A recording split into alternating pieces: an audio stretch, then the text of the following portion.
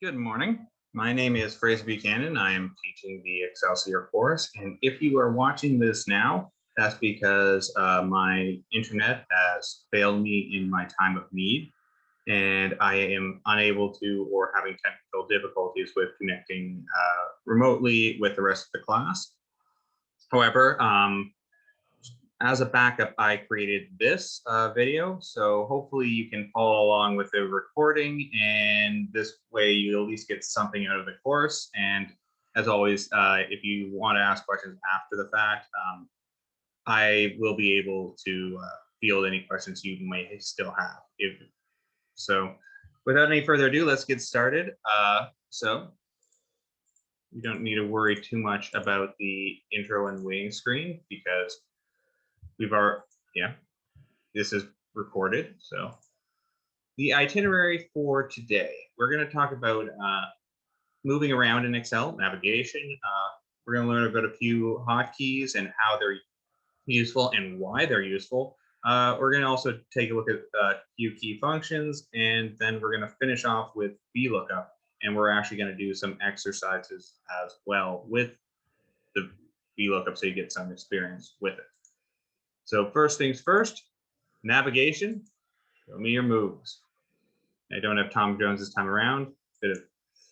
So the first thing I want you to do is to open up your Excel document, the one that was emailed out to you yesterday, and which was all. So if you don't have it, we'll send it out as an attachment as well with the Teams meeting info so that you're good to go. So just to let you know what's here, I put most of the slide, like the key data here for like what you need to know and how you need to move around. So the key to take away from here is you can quickly move between regions in Excel. Regions are defined as any area that is separated by blank cells. So you can see here in this, there's 1, 2, 3, 4, 5 regions because they each have a space in between them. It's something you might want to consider as well when you're making your own data, that you might want to have leave a space so that you can more easily, when you're scrolling down, you can scroll between them more easily. Also, I'm going to show you a neat little trick I have for whenever I need to get to the bottom of stuff. So if everyone can just click on the bottom of things tab, or if you're feeling like testing out some of these hotkeys, try Control Page Down twice.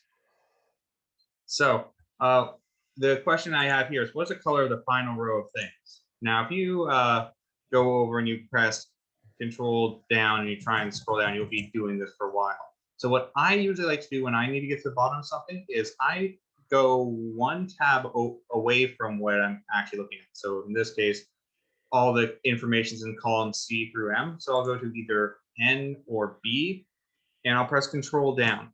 If Excel doesn't see anything that in the data, it will go all the way to the very, very bottom of Excel. So you can see here it says row 65536. So in this case, you're going to go, after you get to the very bottom, go back over to where the information is, and then press Control up, and you'll see that the last row of things is pink. And if you want to get back up to the top, Control Home will take you up to the top left-hand corner. So that's just something to keep in mind. And now we're going to move on, go back to the presentation slide. There we go. And talk about hotkeys. I guess I really didn't need to throw in the S key there. Meh. So what are hotkeys? Well, first, there are over 500 different ones in Excel. Basically, what they are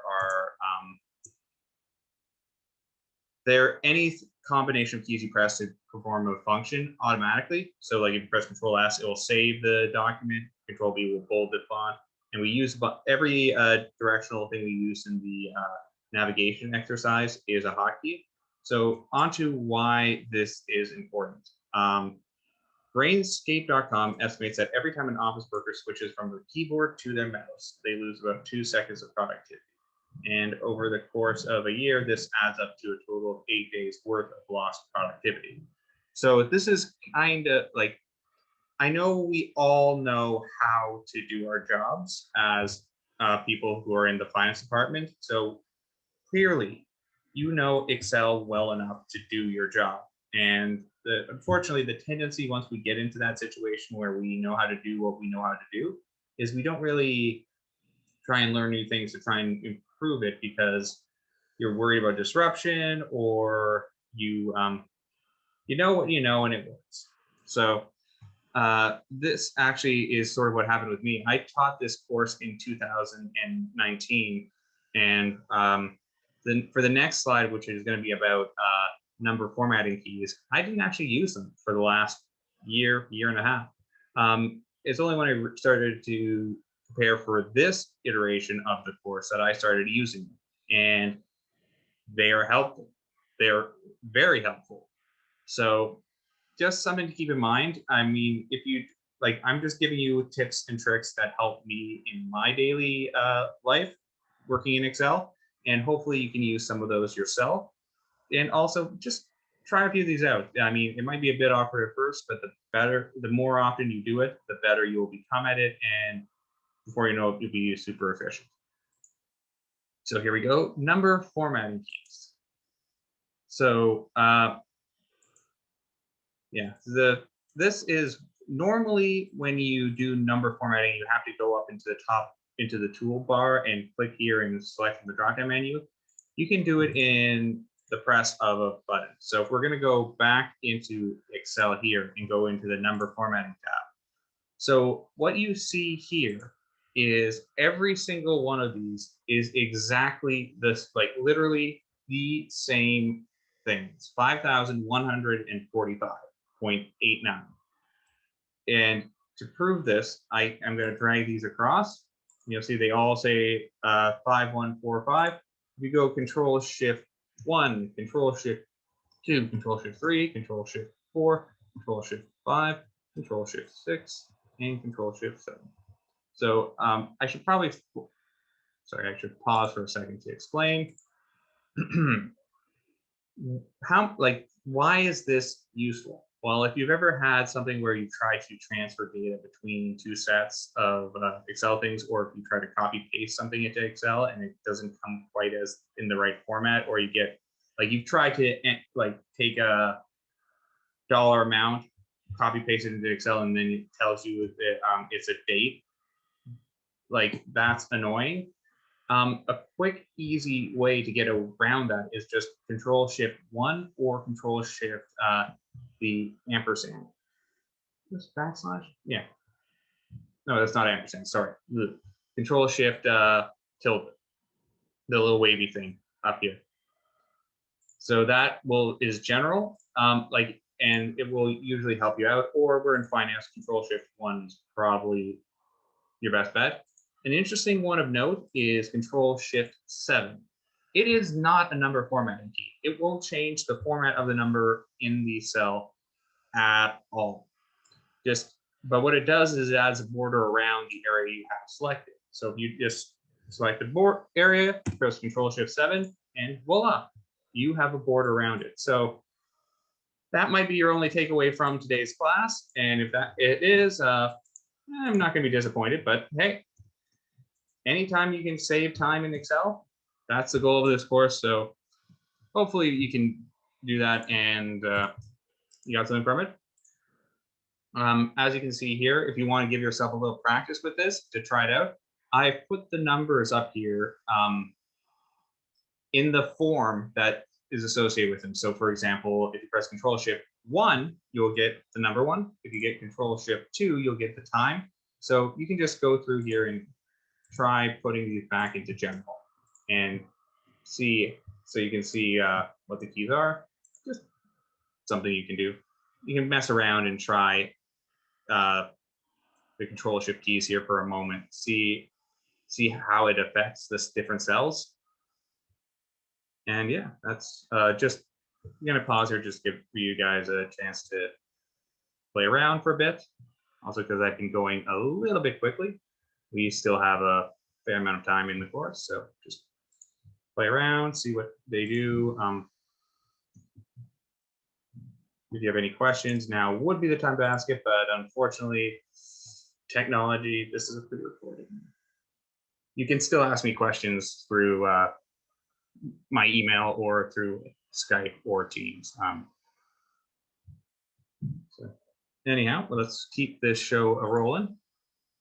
We won't be back to the PowerPoint until we get to the assignments. So if you're working on a single monitor and you're like, don't like the switching back and forth, well, don't worry, we're going to be sticking in our PowerPoint for the next little while. So what is Control plus D? It's my favorite function. You know control paste? Well, this is sort of like that in that it copies information from the cell directly above the cell you're currently on and pastes it into a current cell. So that's all it does, and it is super limited. So if you have filters, let's say, and you filter out a few rows, it will take the information from the row you don't see. So it's not very good if there are hidden cells or filtered cells. But why I love it so much and why it's my favorite is because of how repetitive a lot of data in finance can be. And it's very simple, especially if you have a whole bunch of formulas in a row. You can quickly take the entire row and Control D and bend everything from the format, the numbers, like the number format, the cell background color, all that gets immediately copied.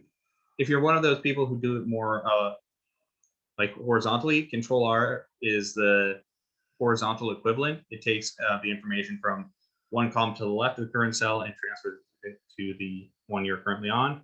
So how it looks in practice, like here, you go Control D, it'll copy that. Control D for this will copy this one. If you do Control R, it'll copy the one to the left of it.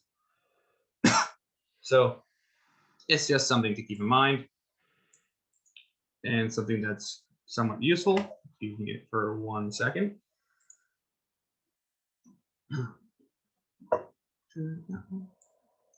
Okay. And now we're getting into functions. And we're going to have some fun with them. Now, this is a joke, but there is actually some truth to this. Every function begins with an equal sign. That's how you know you're dealing with a function. So what are they? They are built-in code that comes with Excel that automatically performs calculations or tasks. So there are over 300 different functions in Excel. All of them begin with 0 or with an equal sign. If you have ever tried to type sum and then add stuff without putting an equal sign, you'll realize it quickly that, oh, shoot, you needed that equal sign there. So as for whether or not you should capitalize them or not, it quite literally does not matter because Excel will always automatically capitalize every character of a function after you press the enter button. So yeah, so you'll see in my examples, I don't capitalize them. That's just to make it easier for you to read, and you don't even have to worry about capitalizing them when you enter them. That's completely irrelevant. Excel will do the work for you, just so you know what happens there. Now, let's talk about what my family's favorite thing is, arguments. So what is an argument? It is everything within the parentheses of a function. So after you type a function's name and put the first parentheses, Excel will tell you which arguments the function is looking for. Arguments are separated by commas and can be cells, cell numbers, text, or a range of cells. So what this basically means is you've got a lot of different options for what you can put in the arguments, and they will vary.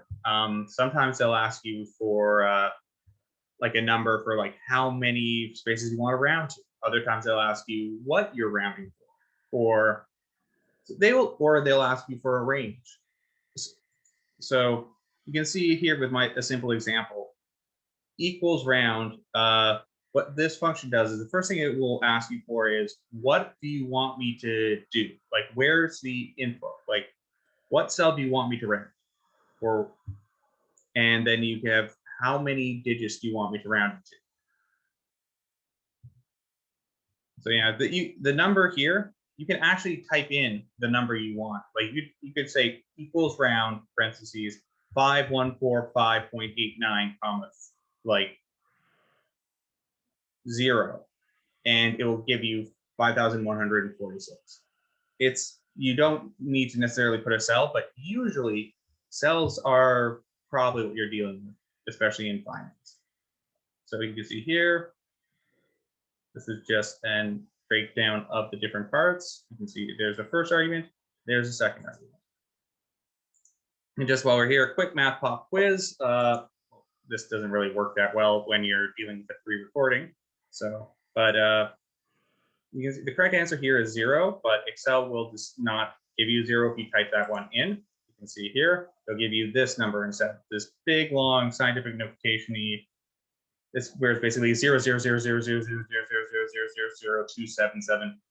We instead of 0, and it's just based on how Excel stores data. I do not fully understand it. It's not fully important. It's just I know in my case, sometimes with taxes and other stuff, like being added on to like with the calculations, like you're adding stuff, you're subtracting stuff, you're multiplying it by the tax rate, you're subtracting the tax from the overall one. Occasionally you'll get something instead where you're reconciling, you want everything to be equal to 0, and you will come close, and then you'll just have this annoying little thing here where it's like, so how I get around that is you type equals round, number of cells you want, and the decimals you wish to round to, and that should take care of the problem. I could show you it in Excel, but just very briefly,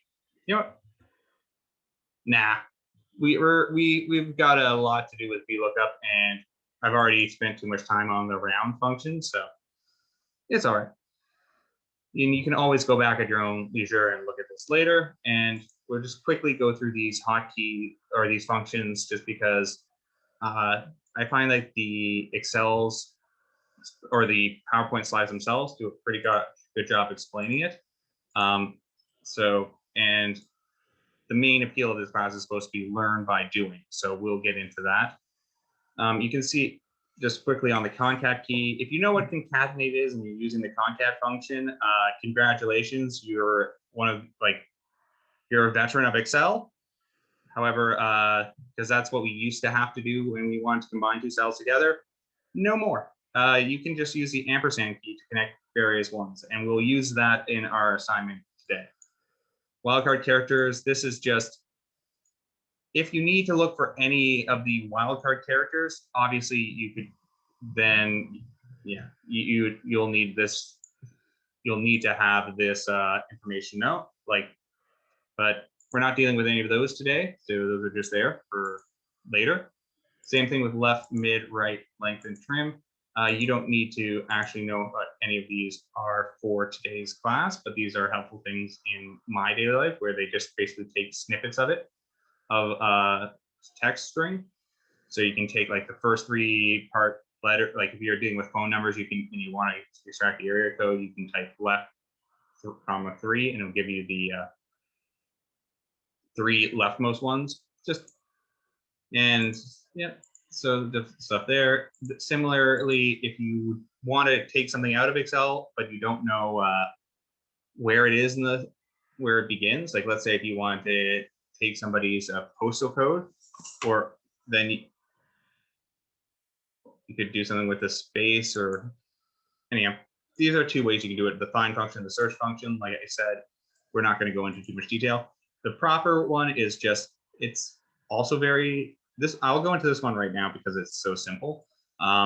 What it does is it capitalizes the first characters of the cell as well as every character in the cell that appears after a space. So if you type equals proper in my name and all in undercase, it will return capital this. So if you're dealing with people's names, that could be a good way of making sure everything gets capitalized.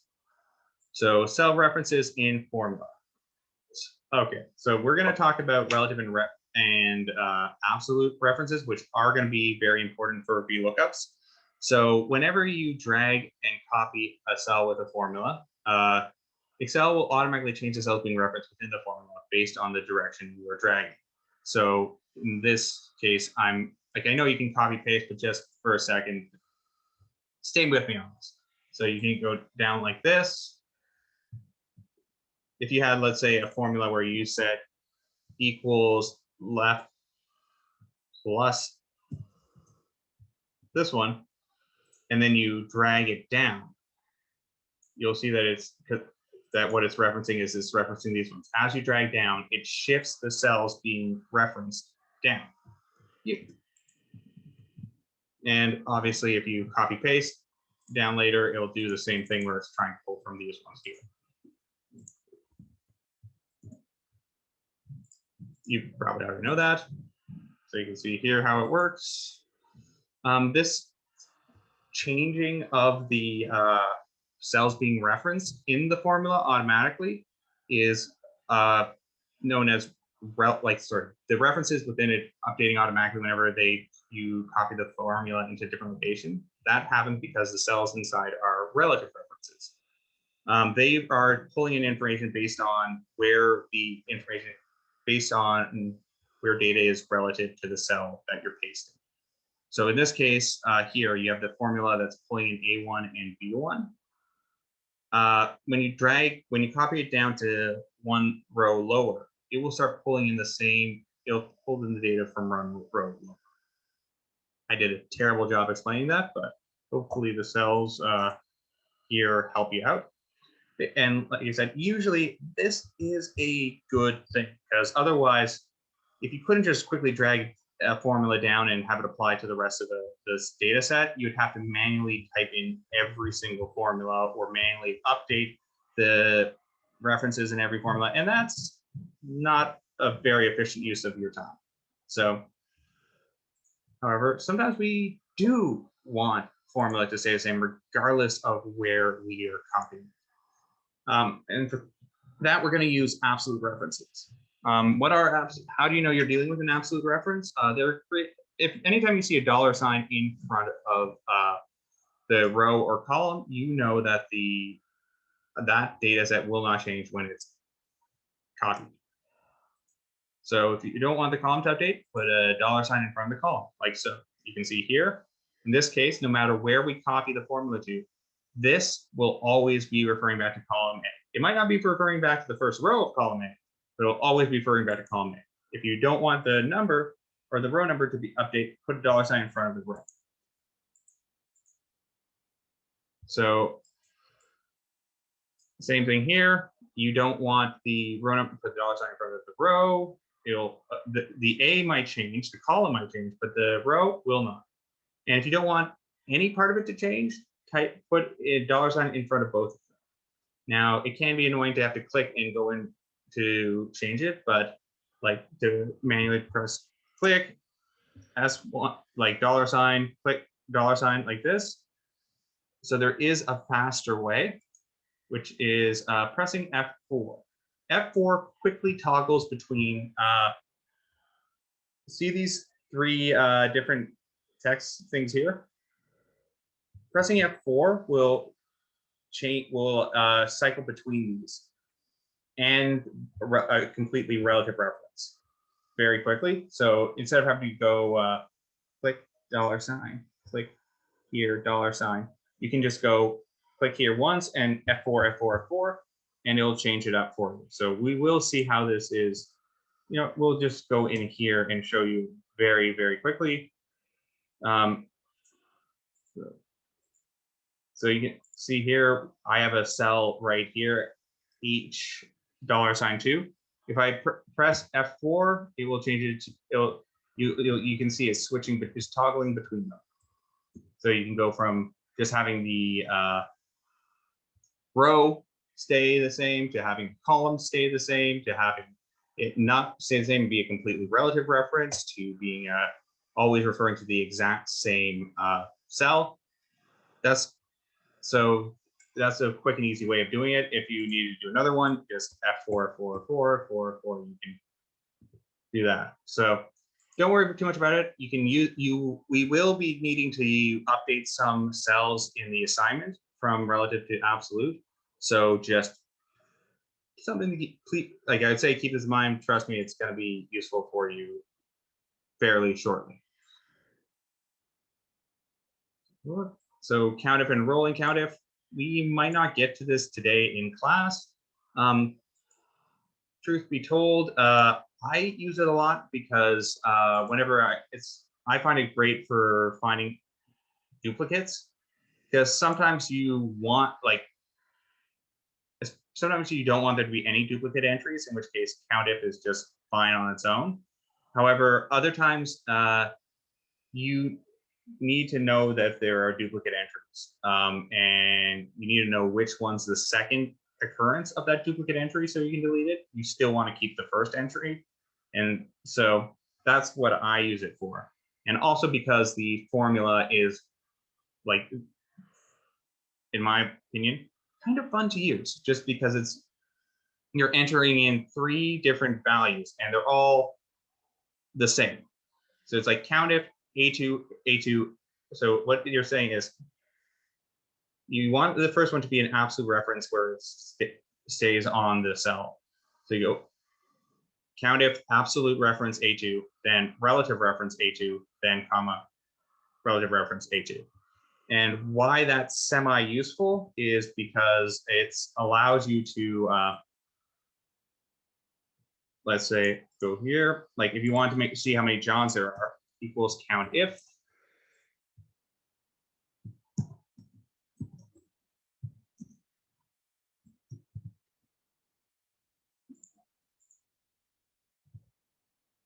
Too excited to put an extra C3 in there.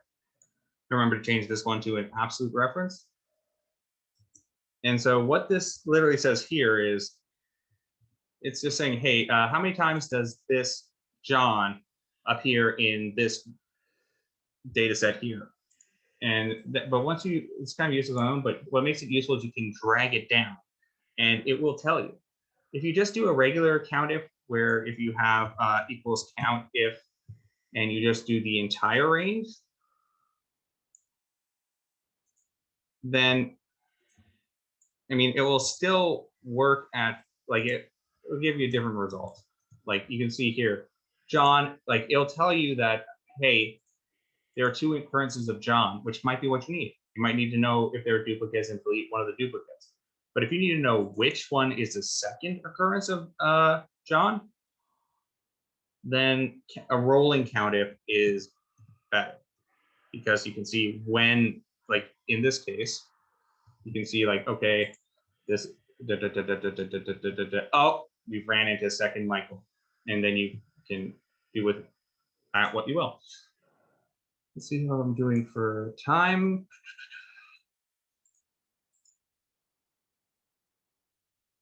Just stop sharing for 1 second. Yeah, not giving me the timing on it, so I'm kind of flying a little blind, but no reason to stop now. I believe I'm about 30 minutes in if the clock is to be believed, so we'll go back in.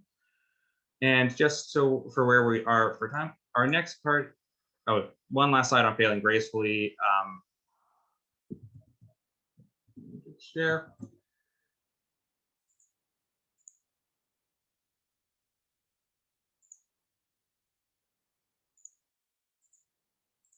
There we go. So failing gracefully. So especially with VLOOKUP, if you do a VLOOKUP correctly and it can't find the variable you're looking for, it will give you an NA. It'll be like, I can't do this. Now, that's fair and fine if you're only dealing with one entry, because you want the answer to that entry, and you want but sometimes it's a real pain in the neck. Like I know in my case, I have functions where if you have, let's say, 1,000 different functions and it's all updating automatically, and you get one NA, you can't you can't total any of the answers at the bottom. So basically, let's say if you do like if you want to figure out what the sum of a bunch of data variables are and a bunch of cells are, if you have even one error in there, the entire thing breaks. So if you have like, you could have 1,000 cells worth of numbers and just one cell with an error. If you try and add them all up by using the sum function, error. As soon as a function encounters an error, it breaks. So I like to use if NA or if error, because that way you can do something where it's like if NA comma 0, that basically excludes it from the, like turns it into 0. And that way you can still sum up the totals at the end of the day. So you can see here code from your, it's basically like a security. You put inside this green section, you put in the code from your original function. And then like literally you can copy paste the original code, like the entire function into there, minus the equal sign. So just delete the equal sign and then take everything else, plop it into the green section here, and then put a comma, tell me what value you want to put in place of an error message. So usually it's a 0 because you want it to treat it like it doesn't exist, and you're done. So that's an extra step. It's a little like it may or may not be necessary, but it is good to have if you are dealing with large data sets, just so one error doesn't muck up everything.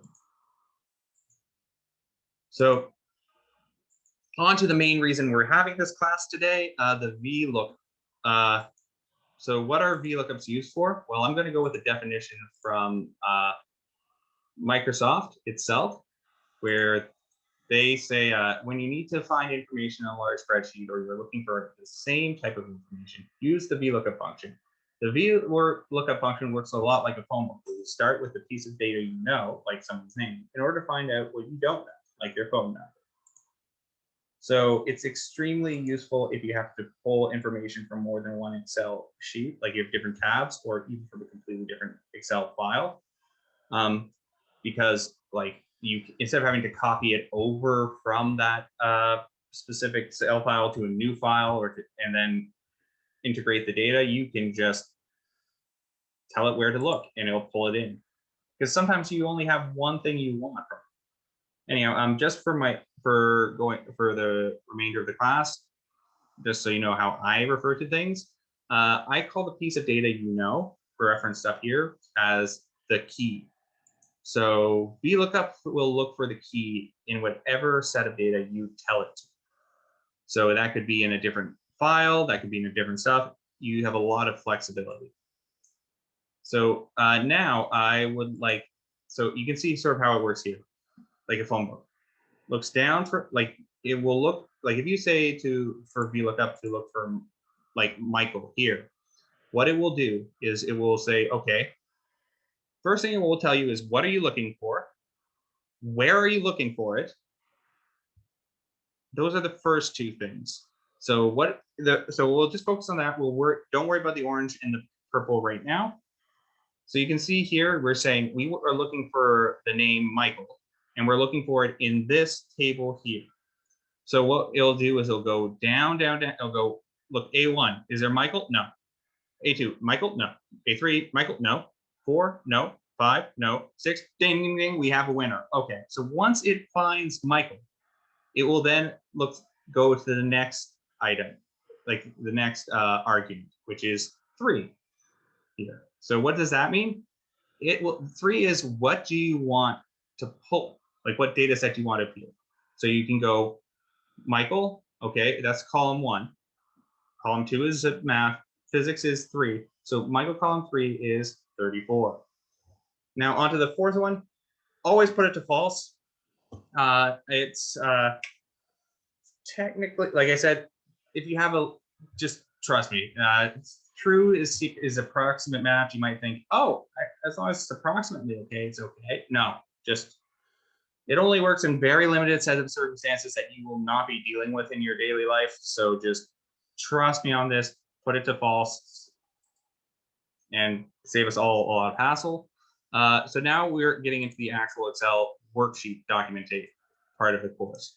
So I'm going to take a moment here to pause and actually basically separate the two recordings so that if you need to come back and see how to work on the Excel portion, you don't have to timestamp or do any of that nonsense. So I'm going to end this recording, and then next time I see you, we'll be doing a recording talking about the assignments themselves.